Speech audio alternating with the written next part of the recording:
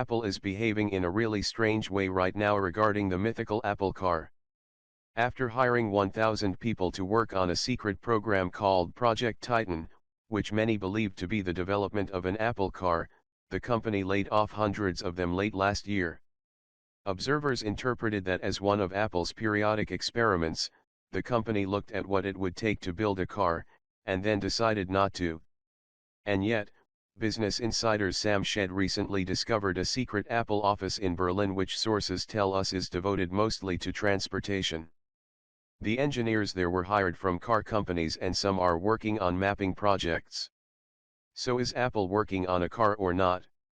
UBS analyst Steven Milunovich hosted a conversation with Horace Dediu, of asymco.com and Neil Cybart, of aboveavalon.com recently. He asked them what they thought was going on inside Project Titan. They raised 4 issues. Transportation $5tn narrowly or $15tn broadly defined is a bigger market than either IT or healthcare, 2 industries that Apple is already deep into. Car ownership will plummet with autonomous driving. And the company is building expertise in core sensor, driving, and mapping technologies. In sum, Project Titan is likely to be a transportation platform, not a car but the entire experience, Milunovich wrote. The $5 trillion size of the market is crucial. Apple can only go into massive markets if it wants to continue growing. Apple is so huge that those markets need to be in the multiple billions of dollars, otherwise there is no point. Apple Watch, for instance, is the biggest wearable tech device on the planet, and yet inside Apple's universe it has barely moved the needle.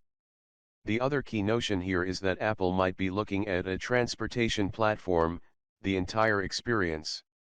If the cars of the future are driverless, what will we do inside them as they ferry us around?